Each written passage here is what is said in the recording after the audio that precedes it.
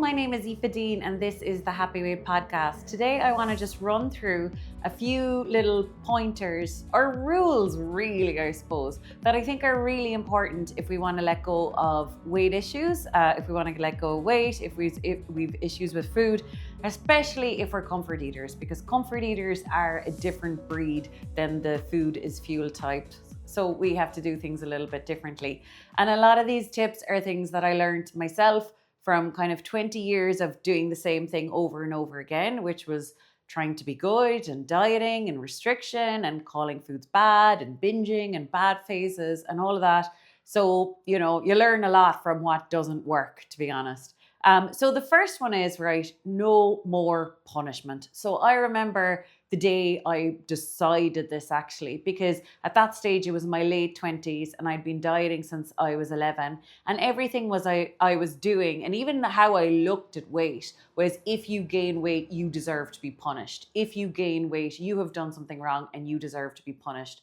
And now I understand it completely different, because if you've gained weight, you've probably been comfort eating or emotional eating. And if you've been comfort eating or emotional eating, there's been some discomfort going on. So if there's been some discomfort going on and you've had a rough time, punishment is literally the last thing that would help. And actually, if punishment causes, discomfort, and discomfort causes comfort eating, you can't afford to approach any food or exercise stuff from a place of you should be punished because you put on weight, because it's actually going to make your weight go up, because all discomfort leads to comfort eating for someone who's a comfort eater. So it's really important, right, that we stop forcing ourselves to do things, because say, like, you don't have to be a gym bunny. If being a gym bunny doesn't speak to you, you never need to go to the gym again if you don't want to. There's 1,000 different ways to skin a cat. And yes, if you even have a smidgen of self-love, you deserve to feel strong. You know that you deserve to feel fit. Your muscles and bones deserve to be used. You deserve endorphins, lightness, energy, deep sleep, slower aging process. You deserve all the cool things that come with feeling fit and strong and lean. So you definitely deserve that. But how you go about it is completely up to yourself. So like I said, if you never want to go for a walk again, don't. You can, I don't even need to list all the things you could do for exercise that involve friends or groups or different locations. It's all up to you. So I think, get straight on the feeling that you want. You want to feel fitter and stronger, but you are going to do that in your own cool way, in your own pleasant, lovely way and time. You are going to do that. And another thing, same with food, right? I would have come at that from a punishment side of things, like a punishment approach. So that would have meant that, say, if I was with 5 people and all 5 people were eating ice cream and every cell of my body wanted an ice cream, I would have been like, no, you don't get one. This is the price you pay for having gained weight. Now you must sacrifice because you must lose weight.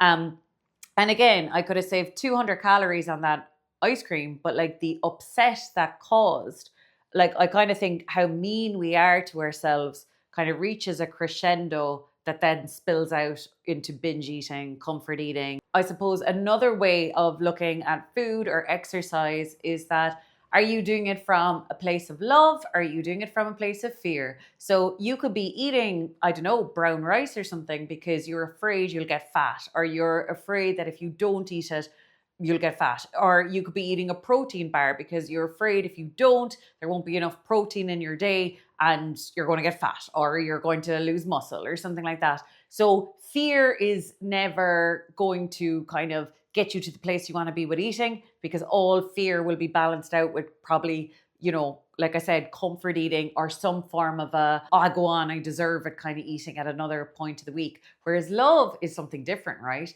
It's like love means that you definitely deserve to savor and taste beautiful foods. You definitely deserve access to 100% of the food world, just like everyone else. It's not fair to be telling yourself you only deserve to eat this little corner of food, whereas everyone else gets to eat anything they want.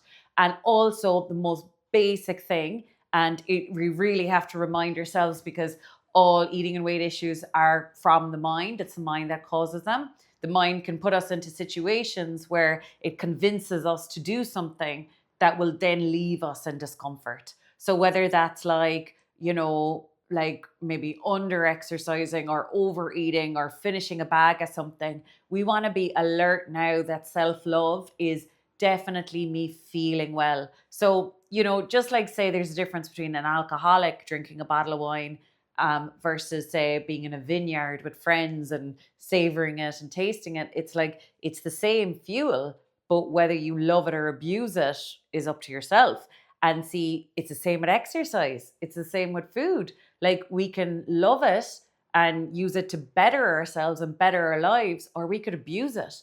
Like we could exercise loads, burn ourselves out, go to some body blitz fat attack class or something that we hate, and then like be like, oh, close the door and exercise for ages because that was so awful and I had to use so much willpower for so long.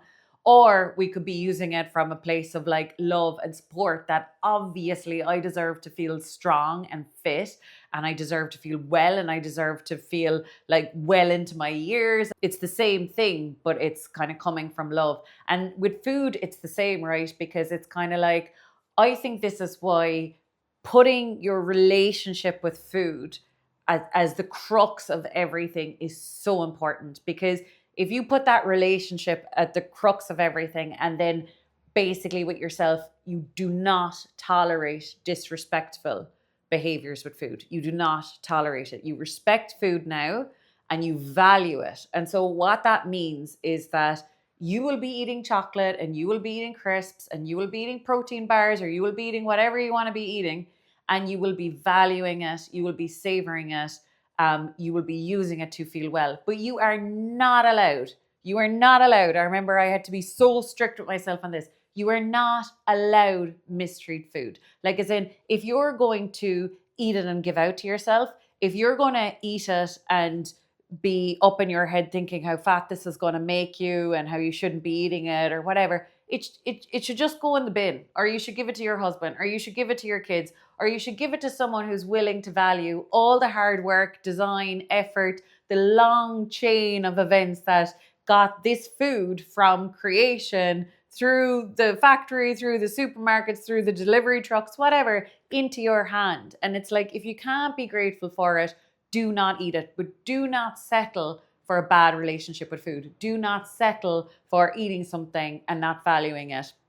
And then, like I said, punishment is obviously so different. Like, punishment would be keeping ourselves away from foods that we enjoy, or almost eating certain foods as a punishment. And that's another like crazy illogical thing that we do in eating and weight issues, right? We're like trying to add in foods, like I heard it put very well this morning that sometimes people can be addicted to education and allergic to taking action. And that's certainly the case in nutrition. There's some stat that actually the more educated you are in nutrition, the more likely you are to have a weight problem. So we could be reading books, we could be following people on Instagram, we could be constantly collecting nutritional data, and it actually screws you over.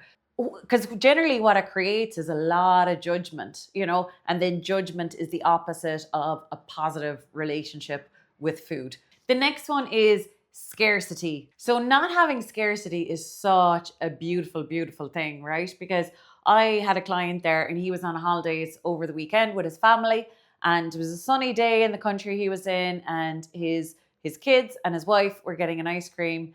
And he had loads of lovely stuff over this holiday. Like, there was absolutely no fear of him, right? But in that moment, he was like, nah, I'm okay. And like, it's such a beautiful thing to not have scarcity with food, right? Because his hard work had all been done the week before when he was in Ireland, and the week before it, and the week before it.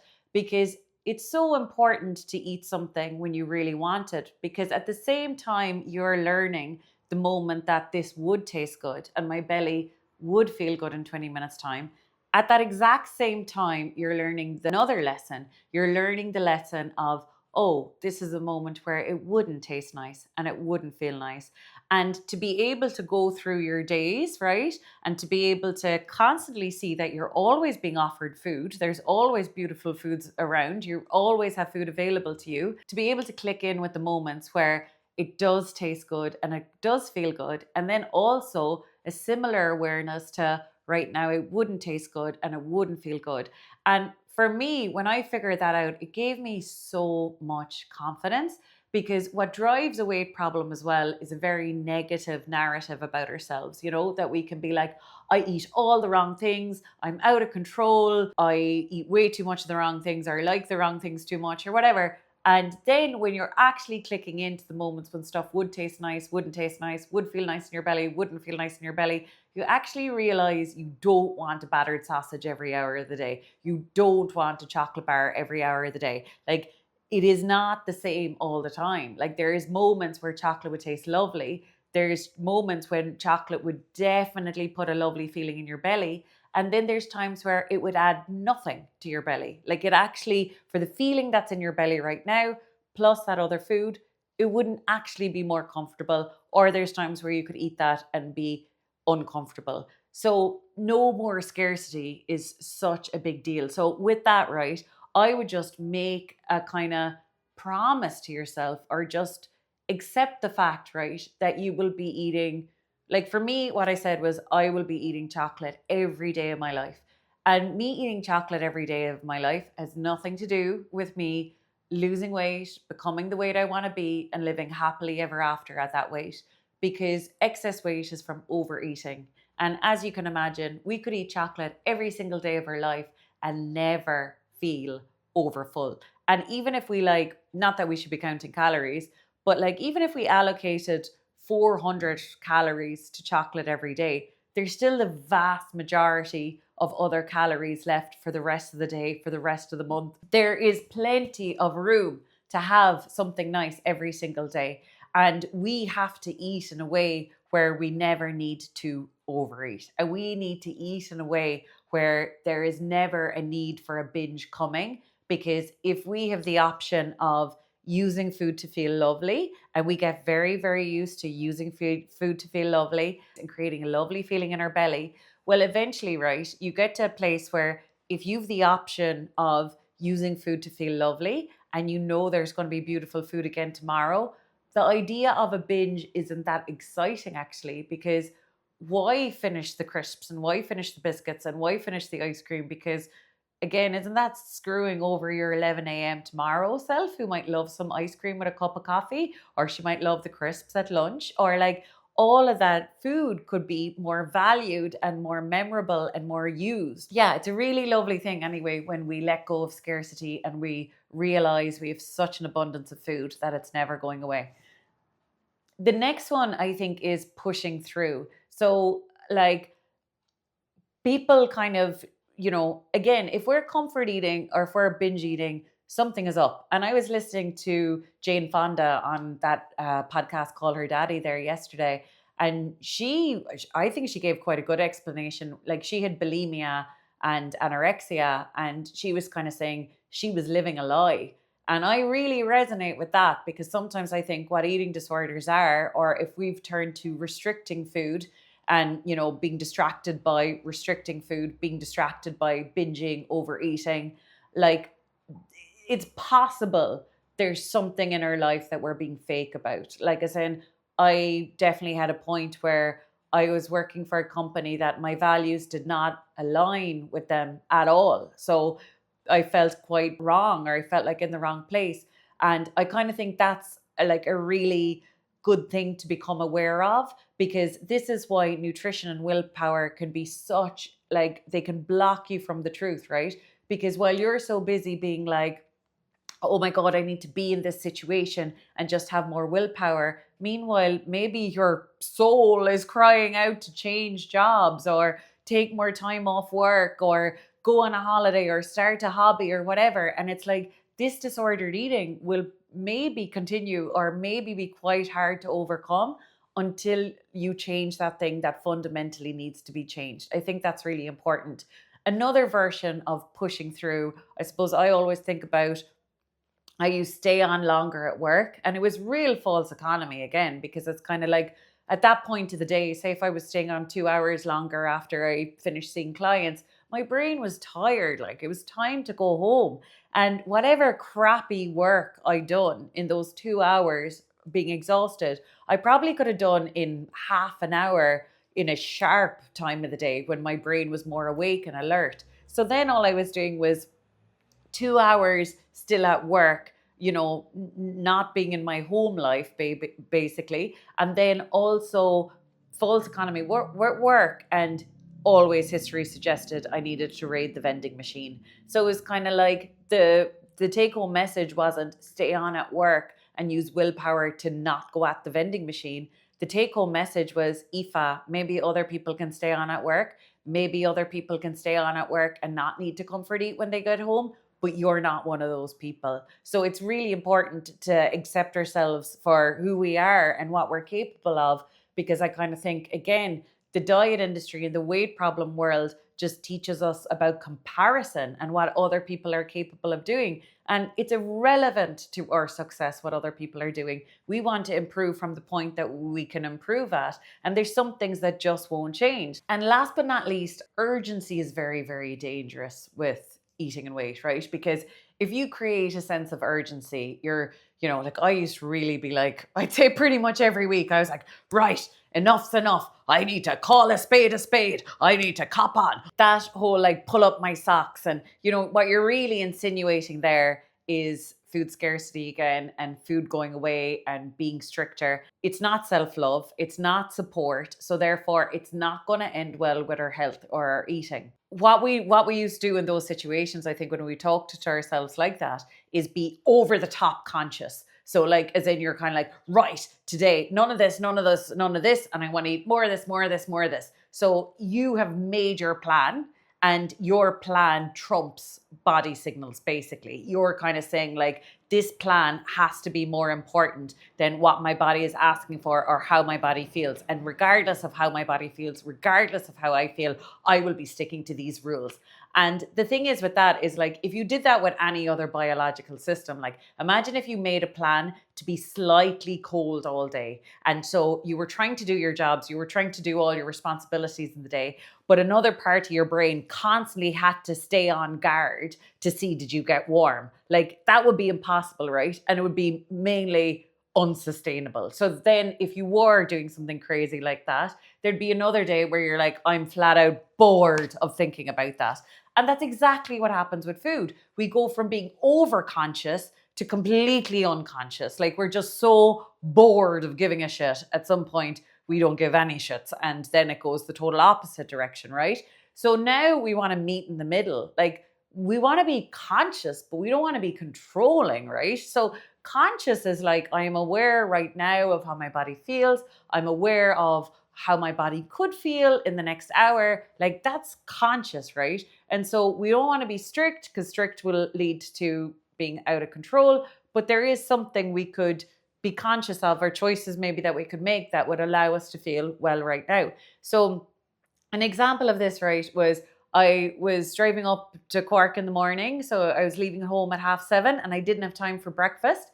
And so every so often my brain offered up the suggestion of pulling into a filling station and maybe getting a latte and maybe getting like a white bread roll with some fry stuff in it or something like that. And my brain every so often offered me that solution, kept offering me that solution. But I have a fancy coffee machine now. And I also really, really like my Flavin's oat milk. And I really rather making that than spending a fiver on a coffee that's not as nice. So I had to keep reminding my brain, no, I think I genuinely rather unlocking my office, walking downstairs, making a gorgeous coffee and be settled and happy with that, rather than the takeaway cup of the less nice coffee. And then with the breakfast roll, I was like, I could have the breakfast roll, I could have like hash browns, red sauce, a little, whatever. But sometimes that kind of breakfast makes my brain a little bit foggy. And I love my eggs. And then the eggs in the hot food counter are a little bit weird. So again, I was like, or I could get up to my office, cross the road, go to Dunn's, get eggs, get all the bits and bobs that I want, and make a lovely mega mix. There's a guy looking in the window, sorry. Oh my God, he's in a lorry and he's just like at my eye line staring in at me. But anyways, this is so cringe. But anyways, I was like, I could make that lovely breakfast, right? And then like, how would I feel? So it wasn't about being controlling. It was about being conscious. And one of my clients there, he was kind of like, oh, I get it. Like, so you have to ask yourself, how do you feel in 20 minutes time? And then it's a way of tricking yourself to not have it. And I was like, no, that's absolutely not it. Like, as in, if I had asked myself, how could I feel lovely by, 10 a.m. or how could I feel lovely in a half an hour's time? And that was a kind of morning that whatever my body was doing, the hash brown and the roll and the red sauce would have been perfect, cool. I would have gone for it. So when we're like, I kind of think it's like, we want to be medium conscious forever. Because if we're like medium conscious, it doesn't have a backlash. Whereas if we're controlling and crazy conscious and like, stay on guard so you don't eat carbs, or stay on guard so you don't have any chocolate or something like that, requires a ton of consciousness that only leads to going unconscious. And like I said, it's just so far away from having like a grateful, respectful relationship with the food that you do eat. So there's some of my pointers. And please like or follow or subscribe or share this with a friend. That would be cool. And if you want to know more about all of this stuff, I have 2 courses. I have the Love Food program as an online course, and I have Happy Hypno Weight as an online course. They're both at my website, happyweight.ie. I have a new course coming, the Mute Food Noise. That's coming really, really soon. It's just, I'm amazing at coming up with ideas, but I'm not very good at finishing projects. So I'm like trying to finish that project, but it will be ready really, really soon. And thanks so much for being here, and I'll see you next week. Have a lovely, lovely, lovely, lovely week. Mwah.